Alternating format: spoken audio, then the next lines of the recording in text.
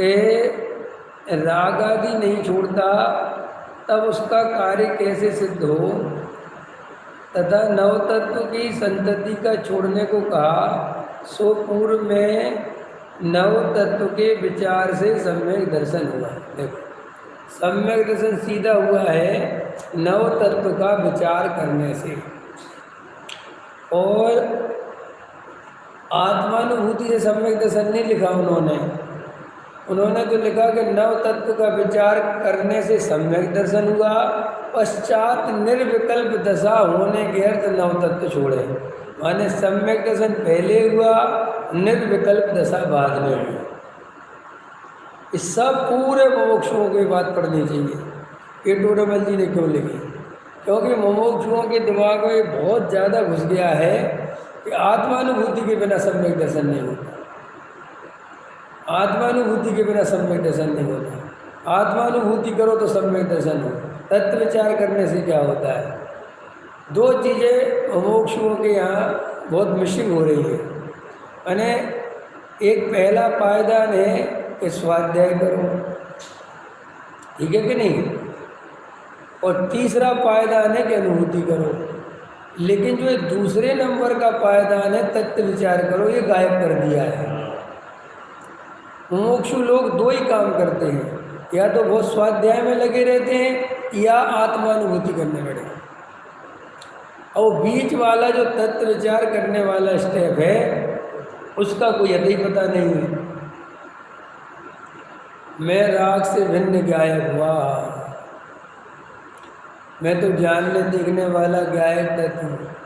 ये राग मेरे को छूता नहीं, ये राग तो पर्याय में है, मैं तो पर्याय से भिन्न हूँ।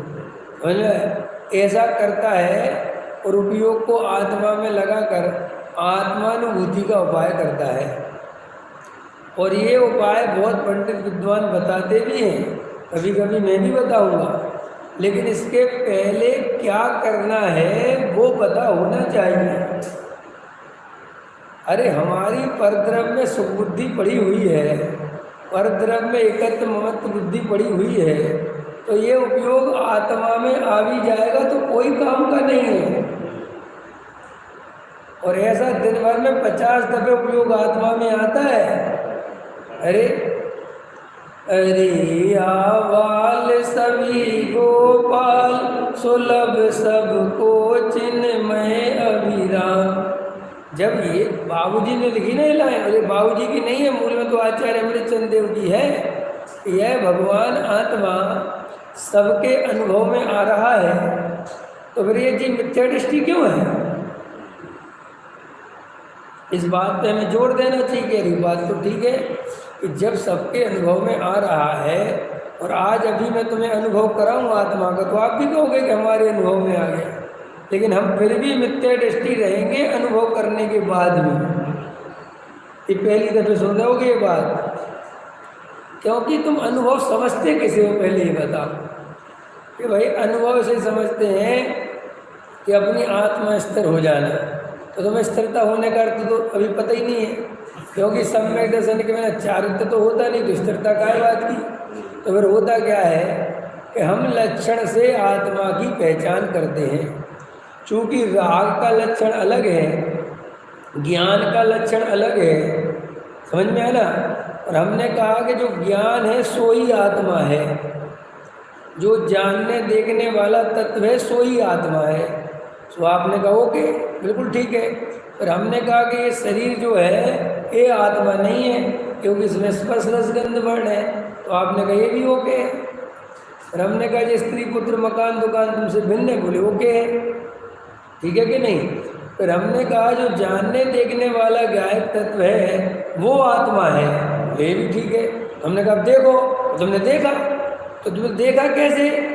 जो हमने लक्षण बताए थे उन लक्षणों के आधार से तुम्हारे ज्ञान ने भेद करके तीनों चीज़ों को देख लिया। ये शरीर, ये राग और ये आत्मा, तो जब तीनों को भिन्न करके देख लिया तो सम्मिश्रण हो जाना चाहिए ना। लेकिन अपन ऐसा होता है कि अपन मैं आपको भी 1000 दफ़े दिखा दूं और आप देख लोगे, लेकिन आपके जीवन में कोई बदलाव नहीं आएगी। आपके अंदर कोई मान आदि कमजोर नहीं पड़ेंगे, आपके लोभ आदि धन में सुख बुद्धि आपकी नहीं टूटेगी। तो फिर आत्मा देखने के बाद भी सुख बुद्धि क्यों नहीं टूटती? अरे भाई आत्मा तो देख लिया, लेकिन पर द्रव्य में सुख है नहीं है, ये बात समझ में नहीं आई। सुख के नाम पर तो पर द्रव्य ही दिखा, आया समझ में कि नहीं? क्योंकि लक्षण तो आत्मा का प्रकट है और आत्मा देख लिया। अब जैसे देखो उपयोग में उपयोग लगाया, तो लगा लिया। तो लोग कहते हैं कि हम बैठे रहते हैं, ऐसा उपयोग में उपयोग लगा लेते हैं, लेकिन हमें कोई आनंद तो आता नहीं।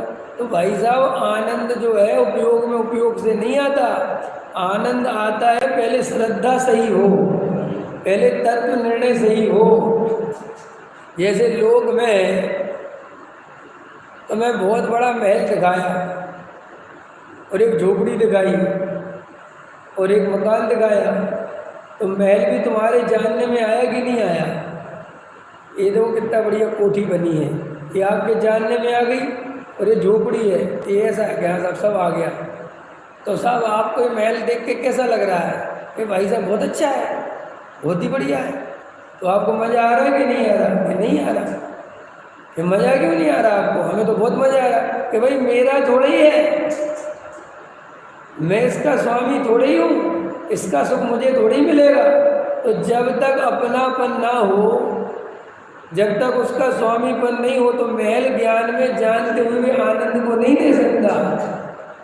ऐसे ही हमें सच्चे सुख की खबर नहीं हो कि वास्तव में कुछ करना धरना ईमानादिक के पोषण में कोई सुख बुक नहीं है। मैं तो आत्मा हूँ और मैं आत्मा में ही तृप्त हूँ और यही मेरा सच्चा सुख है। ऐसे निर्णय पूर्वक जो जीव आत्मा को जानता है तो उसको जानते हुए आनंद आता है। जो लक्षणों से शास्त्रों से पढ़ के क्षयोपशम से आत्मा को जान लेता है तो वो जानना तो होता है, लेकिन धन में से सुख बुद्धि नहीं टूटती, मान में से सुख बुद्धि। इसलिए अपन इतना स्वाध्याय सुनते हैं और जैसे ही धन का प्रसंग बनता है अपनी सारी चेतना लूट जाती है। जैसे ही मान का प्रसंग बनता है अपन एकदम बेहोश हो जाते हैं। तो इतना सुना, इतना समझा, आखिर वो अब काम क्यों नहीं आया जहाँ आना चाहिए था? इसलिए नहीं आया कि वो आपने क्षयोपशम ज्ञान में समझा, क्षयोपशम ज्ञान से जाना और वो अंतर्कन चेतना जागी नहीं। जैसे देखो आग में हाथ रख दिया, तो हाथ रख गया तो अरे आग गर्म है, हाथ हटा लिया, इतनी ही अनुभूति हुई कि महादुखरूप है, साथ में अनुभूति हुई। बोलो जल्दी। राग का स्वभाव क्या है? उष्णता। पानी का स्वभाव शीतलता। तो इतना ही जाना कि साथ में ये भी जाना कि राग आग में हाथ डालना नहीं है चाहे कुछ हो जाए। इस साथ में जाना कि नहीं जाना? यदि तुमने कहा तो कि मान दुखरूप है, कहा कि मान कसा है दुखरूप है, लेकिन अंदर से उसमें सुख दिखता है। कहा तो कि धन स्त्री पुत्र कुटुंब परिवार भिन्न है, लेकिन उनमें अंदर से सुख दिखता है। इसलिए कभी कभी लोग ऐसा प्रश्न करते हैं कि आपने जैसा बताया था वैसा ध्यान हो रहा है, लेकिन अंदर अंधेरा अंधेरा दिखता है।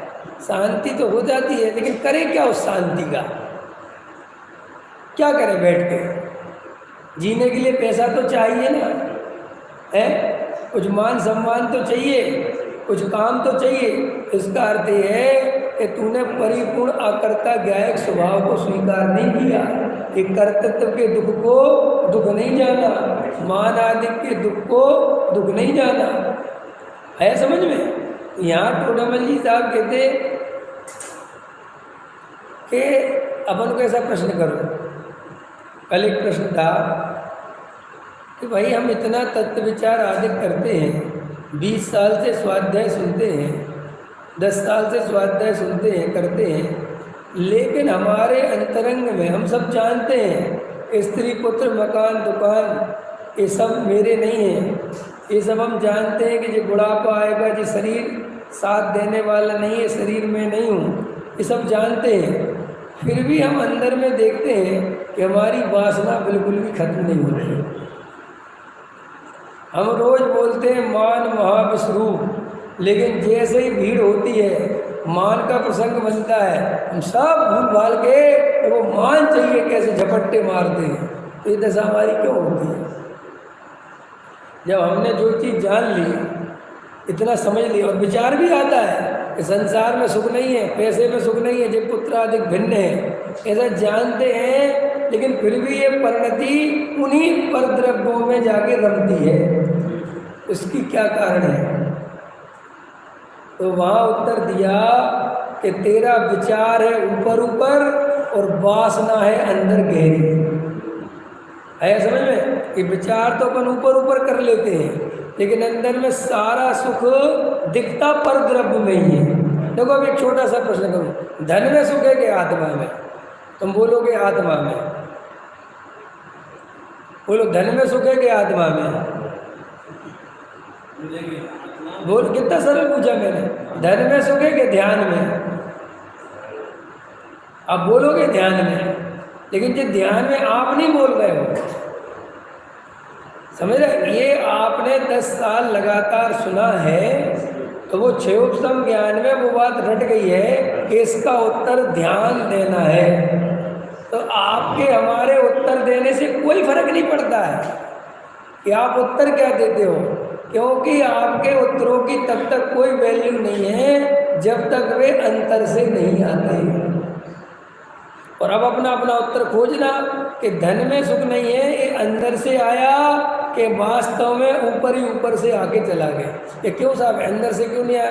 कि अंदर से आ गया होता और ऐसी ही धन के प्रति आसक्ति बनी रहे, ये 3 काल में संभव नहीं है। एक आदमी का हाथ आग में जल जाए तो उसे मंदिर में नियम लेना पड़ेगा कि आज के बाद आग में हाथ नहीं डालूंगा, लेना पड़ेगा।